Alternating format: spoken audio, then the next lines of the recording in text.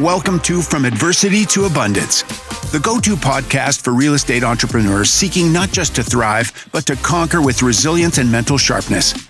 Each week, join us as we dive into the compelling world of real estate through the lens of mental fitness, where challenges transform into opportunities. Get ready to transform your mindset and expand your understanding of what it takes to succeed in real estate. Let's explore these stories of triumph and resilience together. Welcome, everybody, to another episode of the From Adversity to Abundance podcast. I am your host, Jamie Bateman, and I'm thrilled today to have with us a special guest, Andrew DeGood. Andrew, how are you doing today? I am fantastic, Jamie. Thanks. Awesome.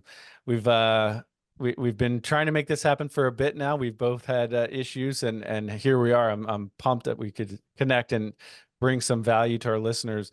Andrew, you are a tech entrepreneur. You've had some, at least one successful business exit for sure that we're going to talk about. And you're also someone who openly talks about your challenges and your journey dealing with mental health and specifically bipolar disorder. So we're gonna talk a lot about that and the kind of crossover between entrepreneurship and mental health. But why don't you drill in for the listener? What are you up to today? Who are you today? Yeah, thanks, Jamie. I appreciate that. And really excited to be here and be able to talk about not only the entrepreneurship side, but obviously, mental health. So currently today, as you mentioned, I exited Canopy Financial Technology Partners. I know that's a mouthful. Back in 2022, and I spent a little bit of time with another startup in 23, but ended up stepping away from that one. And so right now, unfortunately, I have one tech project that's in stealth mode, so I can't really talk about it. Got it. Sorry for all the secrecy. And the other project that has additionally been in stealth mode, which is the other half of who I am today, is a men's community, largely based around men's mental health. Which we will be launching sometime in March, which is called Iron Tribe. That's awesome. Yeah, I've been following you. We chatted a couple months ago, and I've been following you on social media, particularly LinkedIn, and I just love what you're putting out there, and I highly recommend the listener go give you a follow for sure. Let's jump into your backstory. I know you and I were chatting briefly beforehand about the purpose of this show and trying to add value to the listener by discussing adversity. And I know you've been through kind of all three types of adversity that we tend to focus on this show: health, relationship, and financial. You want to kind of address, I know we're going to get into the mental health stuff and how that has, how your journey has and your battles and ups and downs with that have gone. Let's talk about the other two first. Financial and relationship. What comes to mind when I bring up adversity that you've overcome in those two areas? Yeah, those are great questions. And I think I would say that they actually somewhat all tie together, Sure. to be honest. So if it's okay, I think I'm gonna actually just jump Yeah, straight into absolutely. the mental health and how all of that has 100%. shaped together. And very quickly, yeah, it's there's no question they're all related, and especially for entrepreneurs, it's hard to compartmentalize things for sure. So yeah, let's do it. Where do you want to start? So I think, in my story, the first place I always go to is 7-year-old Andrew. So Okay. at 7 years old was what was my first hypomanic or mixed state episode as a result of being bipolar II. Now, that was a really long time ago. Sure. And as you can imagine, mental health was not a huge topic in the 1980s. Yeah. We certainly didn't understand what was going on back there. Very little was known about bipolar. So Sure. I was really looked at as a very outgoing little kid who had some pretty significant anger management issues, is what everybody believed. So now I would go another 28 years. It would be 28 years later, Jamie, until I was actually diagnosed, which was in 2010. And throughout those 28 years, living with undiagnosed bipolar 2 created a whole bunch of challenges. So I would later on go on to have a lot of challenges with what people thought was addiction at the time as well, which really I was just self-medicating to offset the depression and the hypomania related to the bipolar. As you can imagine, that then brings a lot of financial issues and a lot of ups and downs. And I would spend, really, I dropped out of college after about a year and a half, just couldn't cope. The bipolar, again, still undiagnosed, having a lot of issues with that. I would go 10 years through multiple industries. I was, a bartender, a waiter, a food and beverage director. I worked in the car industry as a car salesman. I was a furniture salesman. And it wouldn't be until the early 2000s until I landed into the financial arena, which would later on take me into the fintech space. So that presented a lot of challenges in corporate life as well. I would have these outbursts, and it would put a lot of strain on a lot of the relationships that were going on in a corporate setting. No, that makes total sense. So your mental health challenges bled into your financial life and your relationships. I mean, and again, like we've said, they're not separate. I mean, they're everything is related, and even mental health. And this is a whole burgeoning part of this field is related to physical health, and we can get into all that later. But it's not like you can just put mental health on a shelf and it doesn't affect anything else, it's for sure. So let's define a couple things. What is bipolar disorder, and what is bipolar disorder type 2? Yeah, great. Thanks for bringing that up, Jamie. So there's bipolar 1 and bipolar 2 effectively. So we'll talk about bipolar kind of at a high level, which is you have what are called manic or hypomanic episodes and depressive episodes. So just think of it as a whole bunch of energy and, the life of the party on one side and curled up in bed, depressed on the other side. And in bipolar 1, it can have far greater swing on the what's called manic side. And a lot of times it can be very damaging. It can be spending lots of money irresponsibly, all sorts of addictive gambling types of personalities. Like yeah, gambling, sex addiction, drug addiction, so on and so forth. And bipolar 1 tends to be caught and treated more often because it's on the furthest end of the spectrum. Whereas bipolar 2 there's a little bit more subtle. Right? Yeah, it's a little more subtle. So in my hypomanic stages, I may talk a little bit more. I may get more irritable and have anger outbursts and things like that. May have like some addictive qualities to it when it's untreated. Bipolar 2, though, interestingly, tends to have more depression and more depressive episodes. My particular genre of bipolar 2 tends to also have a lot of what's called mixed state. And that is what is where mania or hypomania and depression cross over. And so I will get a level of depression that has an energetic feel to it.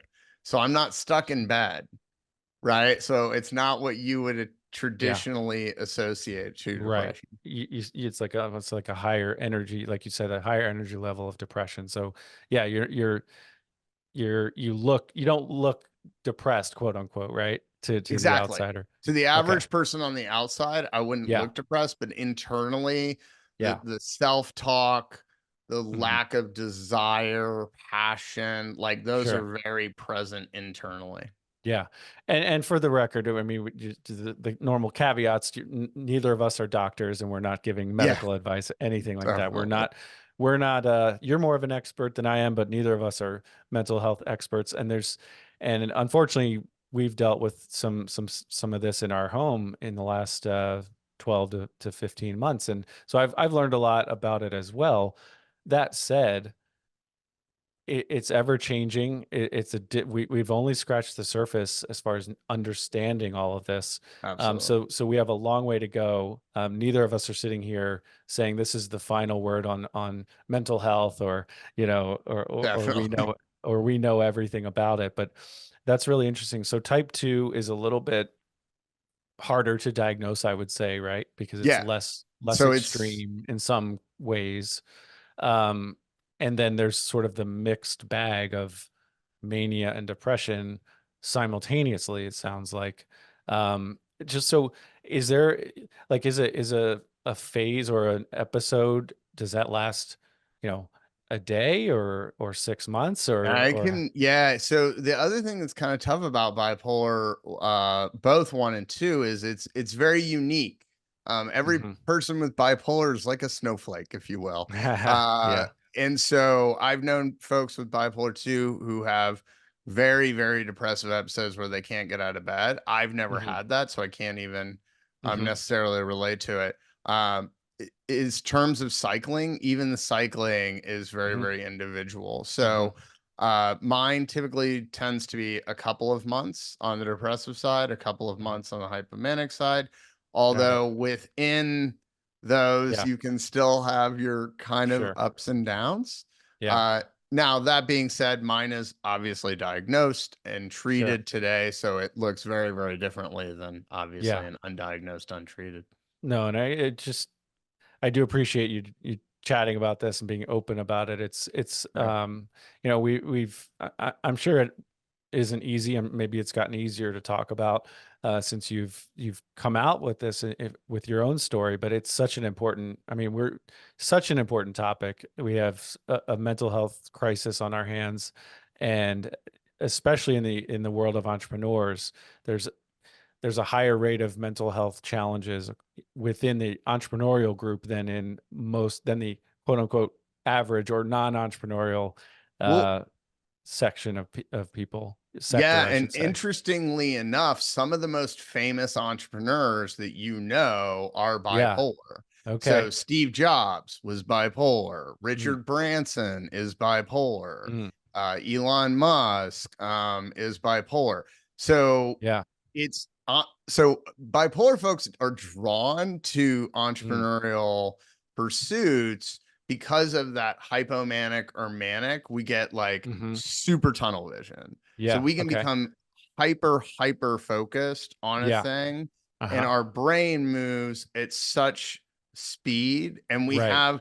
we also have a higher level of resilience. Mm, So when you spend your entire life going through these ups and downs, it yeah. actually gain or builds a significant amount of resilience, which I think for everybody who's See that. listening understands, like, if there's one key thing to entrepreneurship, Well, it's resilience. that's so true. And focus. I mean, those are two critical things, especially nowadays in today's world where we're getting bombarded with so much information. There's so many shiny objects Mhm. as an entrepreneur. Oh, there's a business I want to start.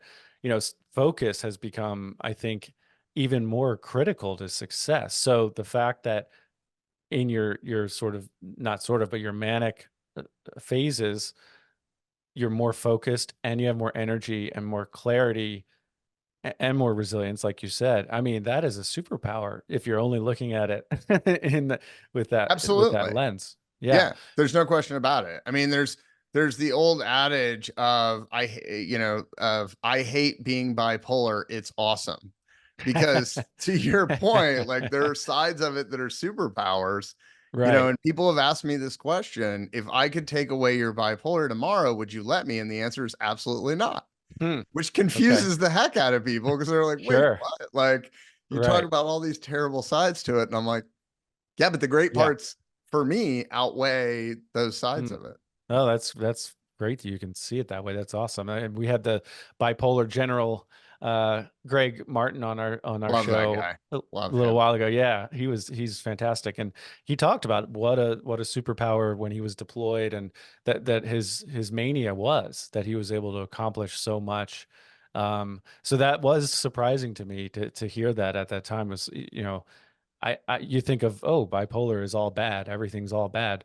No, it's more a matter of understanding it as best we can and managing it and working with it. And obviously, you know that about that a lot more than I do. So, you know, your backstory again. So it sounds like you did create a lot of ups and downs and a lot of challenges with regard to your financial health and your relationship health, and what looked like an addiction, you said, which led to financial challenges. And um, so walk us through kind of, I guess, just say the last 5 or 10 years of your professional career. What did that look like? Yeah, so diagnosed in 2010, and I was actually doing a startup with someone else at the time, not my own. I just happened to be I think it was employee 15 or something. Uh, and I got diagnosed. I actually self-diagnosed. I'd had an Okay. outburst at work. I was put on leave, unpaid leave, and as you can imagine, freaking out. You know, I was a 30 something, had just moved my entire family across the country for a new startup idea, and Wow. so terrifying to say the least. Sure. And the very first person I ever told in the HR department said, don't ever tell anybody that again. And this just Wow. speaks to, for folks to understand, in 2010, we did not talk about mental health. Like, Hmm. this is Sure. not like it That's is today. Yeah, and that's, to be fair, that's not that long ago, No, right? I mean, it's not. we're not talking 1910, 1810. No, We're talking 2010, 2010, less 14 than years ago. 14 years ago, really. Yeah, Yeah. absolutely. And but I wanted a seat at the table, right? I had, at that point in time, I was very focused on climbing, the corporate ladder. I was, Hmm. in my, 30s, earlier 30s, Hmm. I had my Yeah. first director role, was really doing well career wise. My home Hmm. life was a bit of a dumpster fire, but Mm. that's a totally different story. So yeah, so I got diagnosed. I didn't talk to anybody about it. Now, let me My just briefly, Oh I'm yeah. sorry to jump into the HR rep. Mhm. I'm guessing they were trying to help you. Oh, Is that absolutely. They had nothing but my best interest at heart because they knew if I came out and I was public about this, that it would be career suicide. right? Because back then it was. I mean, you have to Right. remember it's so bipolar is still considered a disability. I Mm. don't see it that way Hmm. Hmm. personally, Hmm. mine. But technically we do fall into that category. Yeah. And she just knew like where I was headed and what I wanted Hmm. to do. And Sure. she knew nobody was going to give me a seat at the big kids table Got it. if I was the quote Yeah. unquote crazy one, because So, again, yeah, 2010. now it makes sense now that, and it makes sense that you would listen to that advice. I mean, why would you just ruin your Oh, own career? it's absolutely. Okay. So, and then so you have an outburst at work and you're essentially not essentially, you're sent home on unpaid leave. And then what happens? Yeah, so that's where I started doing a lot of digging. I was on Google like crazy trying to Hmm. figure out like what the heck's wrong with me. Like I didn't want to be this way, right? Like Sure. it just I knew something was wrong. I just didn't know what. Yeah. Uh and so I went to psychiatrist for the first time in my entire life. Hmm. And I was like, listen, I think I'm this thing. I think I'm bipolar 2. Like I've read Hmm. all the things, and basically he was like, yeah, that checks. And at that point in time, I went on a mood stabilizer, Hmm. Lamictal, Okay. which did an okay job. Okay. At that point in time, the drugs were still not very well understood for Hmm. bipolar. Yeah. The way that they are today, my Mhm. medication protocol looks very, very different now. Mhm. But the biggest problem was I didn't talk to anyone. And so, like a good little Gen Xer, I listened Yeah. to my doctor and I took my pill and I thought, this is as Yeah. good as it gets. Right. And let me just try, because again, this has been front and center for us at home recently. This is my own take, right? I'm not anti-medication by any stretch, but I do think there's a risk that we run in prescribing these medications and saying in acting like that's going to solve all your problems, because then you don't. And I know, and I follow you, and I know you have clean eating habits and other things I'd love to get into here, but you shouldn't stop there. The medication is not going to be the end all be all. So so to me, that's the risk we run. And a doctor gives you a prescription and then says, good luck. There's so much more to this than just the Yeah. prescription. Is that fair? Absolutely. So one of the things I always say is you can't out medicate lifestyle protocols and you Mm, can't out lifestyle medication protocols. mm, You, okay. for Yeah. me, Yeah. Absolutely. for me, I absolutely have to have both. And what can be very frustrating for some folks is getting the medication protocol is difficult. It takes time. Hmm. I unfortunately had not advocated for myself because I Hmm. had gone into hiding. So I would actually go about 11 years on Mm, what I would tell you today was the wrong medication mm. protocol. I Wow. would also go 11 years with effectively no lifestyle protocol. So Mm, I wouldn't understand why it's important for me to have a predominantly meat-based keto diet, or hmm. why cold plunges are extremely important for Mm, me. Did one this morning. Uh, nice. of the practice of meditation, why sleep is like the Sleep is huge. absolute Sleep number is one huge. thing, right? So Yeah. there's all of these pieces that go into it. So yeah, Right. 100% you gotta have both sides. Yeah, absolutely. And I recall it wasn't for me, but being in a psychiatric facility last year, and it was dark, and the food offered there was extremely unhealthy, Mm, and so there's not much yeah. sunlight going. There's no exercise.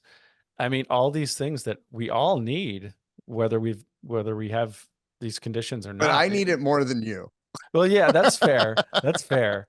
But we all need it. Right? And Yeah, and I absolutely. mean, and let's be honest, there's still a lot we don't know about this. You might, you know, can it be prevented? I don't know, probably not. As far as, are you born with it? I guess so, right? But there's still a nebulous part of this whole mental health thing. And so all I'm saying is, whether you've been diagnosed with bipolar disorder type 2 or not, you should engage in these healthy living Absolutely. habits 100%. that you're talking about. Yeah. Um, I'd recommend that lifestyle protocol to anyone for sure. Absolutely. So, okay, so you go 11 years with essentially just not, uh, correct me if I'm wrong, but you're kind of perpetuating the problems that you have, and you're on the wrong medication, and you're not living a healthy lifestyle. Is that what you said? Yeah, I always describe it as I had been walking along in a ditch on the side of the road, Hmm. and somebody handed me a Geo Prism. And Hmm. for anybody who's not a Gen Hmm. Xer or a Yeah. boomer, that was a really crappy car back in the 90s. Yeah.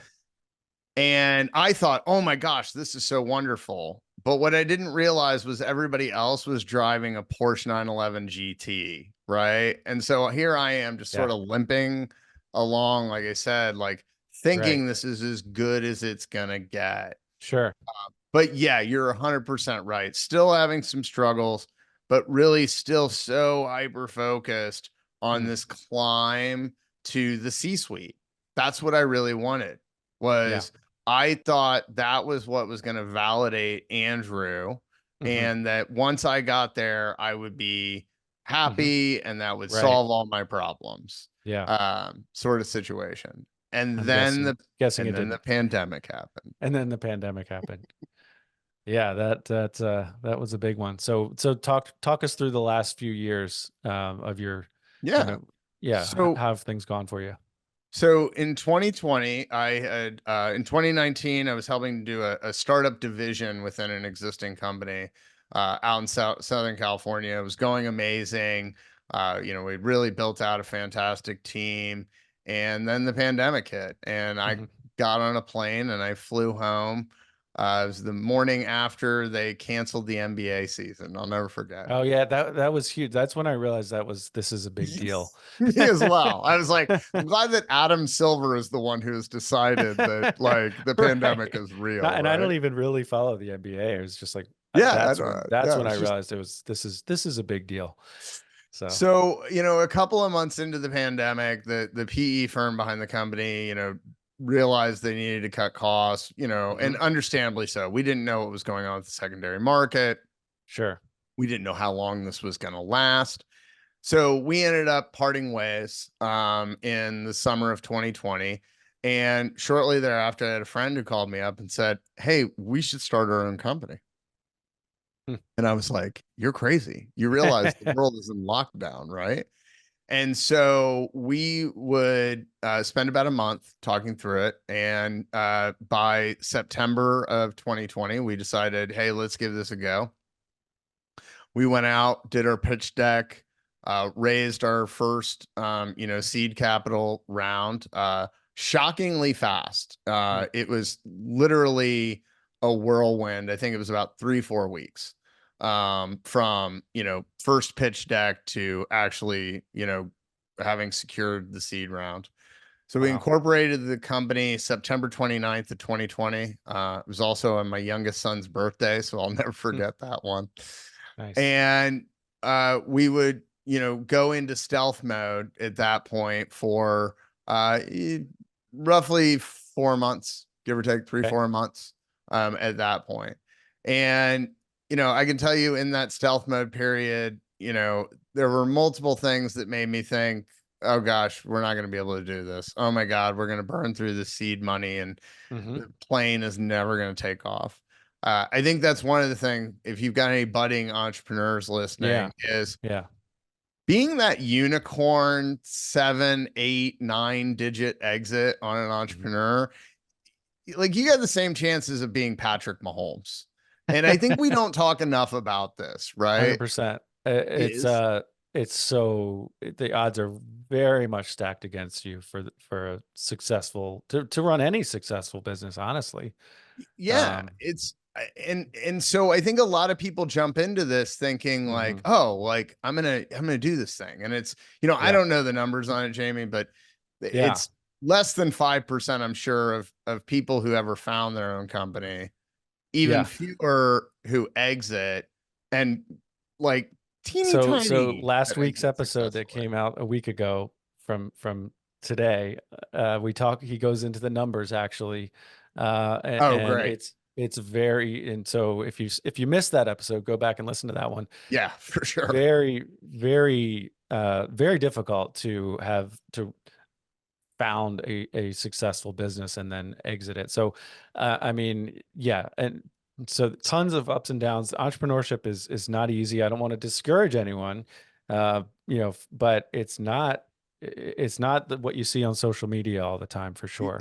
Absolutely. Now that being said, I love it, and Yeah, I think yeah, I'm me about too. to do it, and I'm about to do it again. Why? I'm not sure. Yeah. Some days, So this so does. Oh, I'm sorry. I was just, what kind of business was this? I don't know if we said. yeah. So it was a tech-enabled financial services. So it was Got it. Yep. effectively kind of like a data validation oracle for the secondary market securitizations. I know Got that it. all sounds fancy, but it was, cleaning up data, assessing risk on mortgage portfolios, basically. Got it. So, this really brings me, I will tell you, if my one tidbit of advice that I Yeah. always give to entrepreneurs, and I'm fortunate enough to volunteer in an entrepreneurship high school we have here locally, as well as work Nice. with some active entrepreneurs, and that is get a co-founder. Now I had a co-founder. I had an amazing co-founder, John Levenick. Is a very brilliant and talented attorney out of the Connecticut area, and we'd known each other for about 2 decades. You know, my wife is a solopreneur. She is a clinical psychologist. She owns 2 practices that are very successful, one in Chicago, one here in Fort Wayne.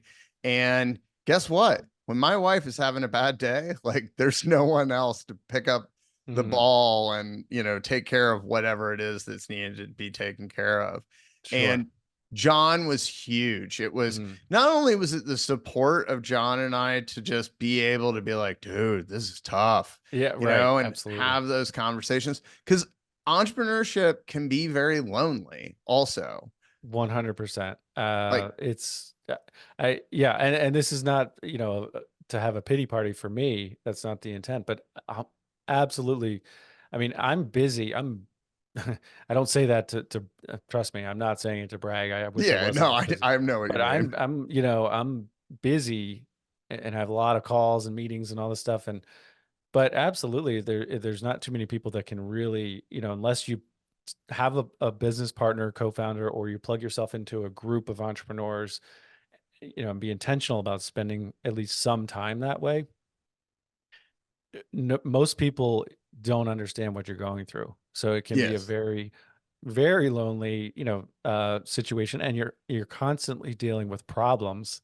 That's what that's what an entrepreneur and truly a leader is you're dealing with solving problems. Otherwise there'd be no purpose of your You company. don't deal with the good stuff.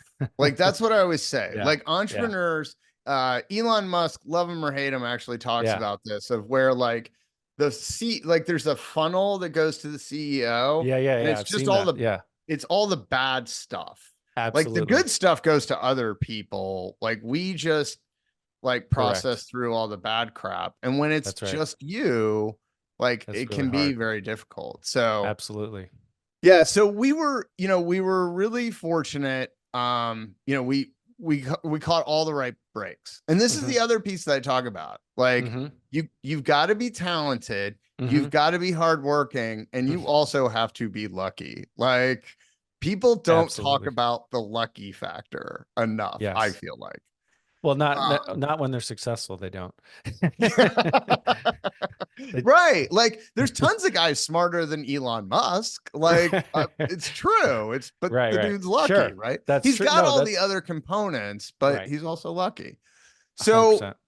you know, we would be really fortunate. You know, we would Flagstar Bank would actually be our first Mm. client that we snatched up in early 2021, and we would go through rocket ship growth. Mm. So we would 10x the size of the company in 5 months. So we went from 13 employees to 130 employees in a Wow. 5 month span, which is Wow. insane growth. That's, man, Grant Cardone has Uh, nothing on you. it's I'm not just kidding. it's not huge, but you know, it's That not huge is, from a company size, but that sort of rocket ship. And yeah. it was fantastic. We had one of the best, oh, actually, no, we had the best culture I've ever been a Mm. part of. It was so fortunate. And it was huge, but it definitely had still a little bit of a toll on my mental health. So Okay. the hypomania would lead to not enough sleep at periods Hmm. of time, which would cause to, you know, a fair amount of irritability. Hmm. But again, John was really there for me. And that was Mm. where that co-founder component was so important. And Sure. so John really made sure it didn't bleed into the rest of the company, Got it. and really helped me out quite a bit. Mm. So what would be the biggest change ever would come in April of 2021. And that was where I decided, through a, you know, bunch of events that occurred, that I needed to come out about being bipolar. Mm. And so that set off, you know, a LinkedIn post that would go extremely viral that was Hmm. entitled, "This is what bipolar looks like." And Hmm. I was amazed at the outpouring of support and Hmm. people who were just shocked They were like, Mm. I thought you had this easy life, Right. this path of gold, sort of Right. thing. Right. And I was like, Yeah. Must be nice to be Andrew. right. Yeah, exactly. And I was like, oh, not so much, Uh, guys. right. So, but even at that point in time, I'll tell you, Jamie, I wasn't as focused on advocating for myself. And that's going to be the big thing I would tell to people as Hmm. a takeaway Hmm. is you have to advocate for your own mental health. I have, since that point in Hmm. time, Hmm. after, we exited Canopy, I got deep dive into my own mental health and I Hmm. started doing a lot of research, Hmm. right? And Yeah. I actually use large language models like Perplexity to Mm. teach myself Mm. more about my own bipolar. Mm. And that would go on to really give me a huge journey in the Yeah. lifestyle protocol and the medication protocol. Yeah. Well, But I love that point because I mean that is a theme on our show across almost every episode is just taking ownership of your situation and advocating for yourself.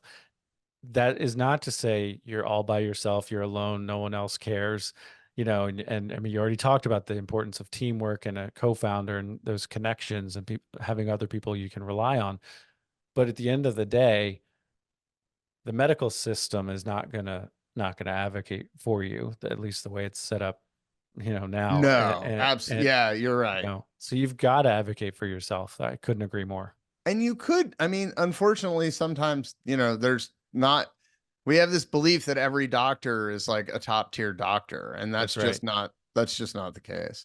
No. So, you know, Canopy was on this like high flying, Uh-huh. like all is good, growth like crazy. We would do an additional fundraise in late 2021 and move into a stage to get an offer for acquisition. And it was 4x from our initial valuation. So in less than a year to 4x the value of your company, pretty impressive.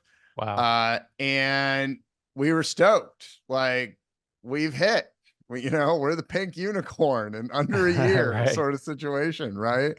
And then 2022 would happen and the markets would Yeah. go south real fast and the Fed Sure. would step in and our 4x acquisition would go Mhm. and disappear. Wow. And then the Russia-Ukraine war would break Sure. out in March, which had a tremendous effect on the secondary markets. Yeah. And honestly, Jamie, it felt like 2020 all over again. And it was like, oh, Wow. and it would start down a path of layoffs at Okay. first. And I will tell again for any budding entrepreneurs out there, Hmm. I came from the corporate world. Hmm. I have been laid off. Hmm. I have laid off for other people. And then Yeah. I have laid off when it's my own company. Hmm. There is nothing more emotionally Hmm. just Yeah. devastating than having to lay someone off who, and you Right. can probably relate to this, I who can. I felt personally responsible for those Yeah. people. I don't mean this may sound wrong, but I viewed every employee of that company as like a Hmm. child of mine. Hmm. Like they were Yeah. my responsibility. Their family was my responsibility. Sure. And I mean, Jamie, I Well, it's broke part down of and the yeah. yeah, broke down in tears. I mean, it's part of the reason, part of the appeal for a lot of entrepreneurs in hiring people is you want to, rising tide lifts all ships, right? So you want to help your team out along the way. You want your employees to be successful financially, right? Yeah, So absolutely. then the converse, the flip side is, okay, this didn't go well. Now I'm letting you go. Yeah. Yeah, I've been there and it is not fun. I know we are pushing our time here. So what did the what did the exit look like? 2022 Yeah, to so 2024. 2022 continued to be a fight on the financial side. It was a struggle. It never got any easier. And then in late 2022, we really were in a position of, where we needed the company to be acquired. Mhm. We were fortunate enough to find a competitor who wanted to acquire the organization, Mhm. largely for the client base and for the reputation that we had built. Mhm. And so it would have been late December. We Mhm. signed the papers to have the company acquired. As part of that, I actually stepped away pretty much immediately because it was Okay. fairly duplicative for the Uh, organization that was acquiring, and again, not in a great market. And sure. so I would step away from that, Mhm. and like I mentioned, I would just spend time focused on me and Yeah. trying to figure out my own bipolar, my journey, and then Yeah. really what was next for me, which is, landed me to where we are today and Yeah. a place I'm super excited. I'm as pumped for 2024 as any year I've ever been. I will tell you That's that. that's awesome. Yeah, we're gonna as we wrap up, I want to find out more about that. I had Kevin Dahlstrom has been on the show. He for the listener, he's been on twice, and a similar story with regard to the timing of his exit. It was a fintech called Swell, and it was looking amazing. And then 2022 happened, and he was able to exit, for a profit, but it wasn't the grand slam he was Right. It hoping wasn't for. the pink unicorn he had hoped. Exactly. So now tell us more before the rapid fire round. Tell us more about what you're up to today. Dive into that for us, if you would. Yeah, so there's kind of two sides to me today. One is I still just have a deep love and excitement and passion around emerging tech. So I am working on something over on the tech side that is in stealth mode. So Hmm. unfortunately, we can't Hmm. really talk about that at all. The other piece is men's mental health became really important to me over Sure. the last 4 to 5 months. I've had a whole series of events that the universe just kept shoving me into that Hmm. path. And so I'm working, we'll launch in March with a Hmm. men's community that's really focused on combating a lot of the things that are going on of this epidemic of not only loneliness that we're seeing with men, Yeah. but obviously all the things that we know. When you look at the stats, you know, it's an epidemic really in this Sure. country. Men are responsible for 100% of mass shootings, Mm. uh, 85 to 95% of homicides. Hmm. We make up 80% of suicides. Mm. 70, this is a crazy one. 70 to 90% of all divorces are initiated by women. If the woman Mm. is college educated, it's 90%. And so Wow. we just knew that something needed to be done. And me and a group of gentlemen, we were tired of everybody talking about the numbers. Hmm. And we Right. realized that people really needed connection Sure. and Absolutely. transparency. And so, yeah, so that's what this is going to all be about. And, It's look awesome. towards next month or March, we'll start having some stuff coming out about it. That's really, really good. Yeah, it's absolutely needed. It's specifically for men, like you've said, and like you're focused on. There's a huge need there. So unfortunately, there's a huge need there, but I'm glad Yeah. you're doing something about it. Yeah, I'm learning more and more about it every day. And so the crossover, the high numbers in entrepreneurship, do you think that I know you said people with mental health challenges or conditions are drawn to entrepreneurship. Do you think that being an entrepreneur can lead to mental health challenges or episodes, or is it kind of Absolutely. Yeah, okay? I do. Yeah, yeah, I think if you don't understand the stress that you're getting into, and if you yeah, don't have the support mechanisms and the psychology around finances and things like that, it can absolutely lead to some damage. For sure. I'm looking at a graphic on a visual capitalist. I know you're not supposed to refer to something that people can't see on an audio presentation, but mental health and entrepreneurs, and it's got a really easy to interpret graphic that shows addiction and bipolar specific depression, ADHD, addiction and bipolar, and how and the high rates among the entrepreneur group out there. So recommend the listener check that out. All right, I know we're about out of time here, Andrew. This has been really, really good. What's one thing that people misunderstand about you? What is one thing people misunderstand? Even though I'm an extroverted extrovert, I oftentimes have a difficult time if I'm in a situation with a large group of people that I don't know. So like if you sent me to a conference where I don't know anyone, it's a very intimidating environment for me. Got it. What is a book that you could recommend? I know you have several back there behind you. Ooh.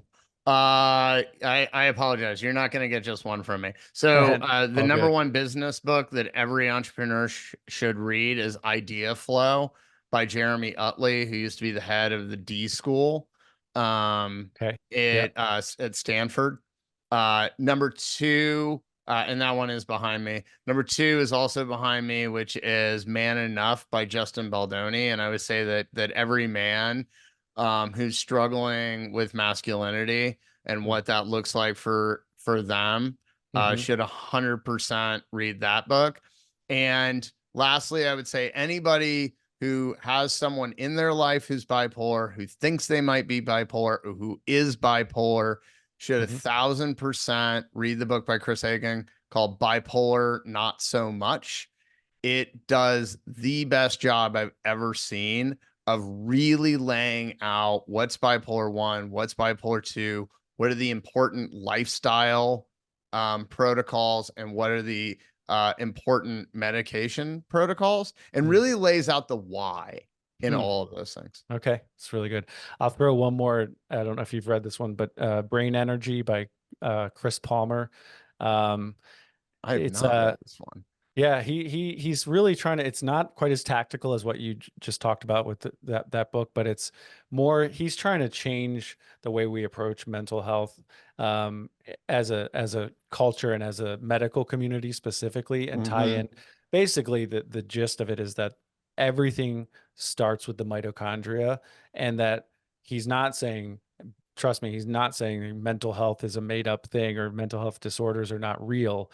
He's saying that how all of these things are the physical, mental, spiritual, all of it is connected, and that the neurologists in the world need to be speaking with the mental health professionals, psychiatrists and psychologists, and kind of general practitioners, et cetera. That that we need to approach this from a more holistic perspective. Absolutely.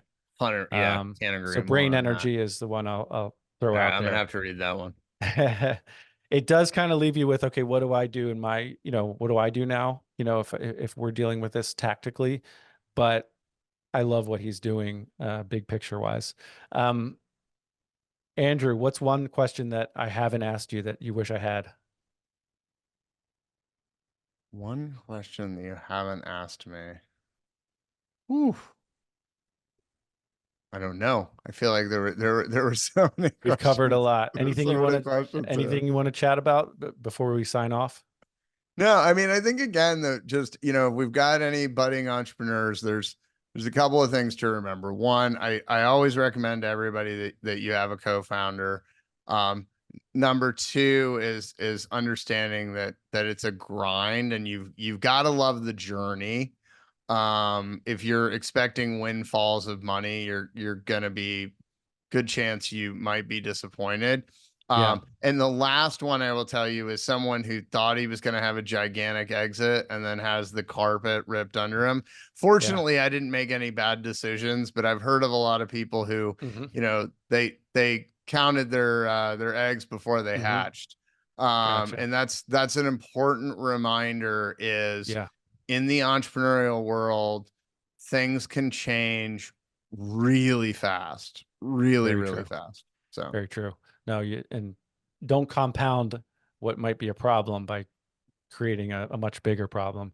The other thing I'll throw in is what you said earlier about advocating for yourself on the mental health side. That was a key takeaway for me as well. Andrew, where can our listeners reach out to you online? Really the place that I am, Jamie, almost all the time is LinkedIn. It's the only social media platform that I use a lot. I do speak largely on my page about men's mental health, and it's just literally simply Andrew DeGood. I think I might be the only Andrew DeGood on LinkedIn, so I'm pretty easy to find on that front. And if any listeners, any follow-up questions they have for me, I'm always open to new connections, and just shoot me a DM on there. Fantastic. This has been really, really good. I appreciate everything you're doing. And like I said, I've been following you on LinkedIn, and it's all really good stuff. And I wish you nothing but the best in the future. And to the listener out there, thank you for spending your most valuable resource with us, and that is your time. Thanks, everyone. Take care.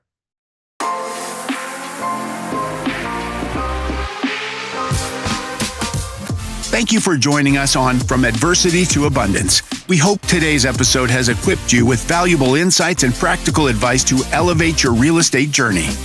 For more inspiring stories and resources, visit us at www.adversitytoabundance.com. If this episode has inspired you, please share it with a friend who could also benefit from our conversation. Together, let's turn adversity into abundance. Until next time, keep building your mental fitness and your real estate empire.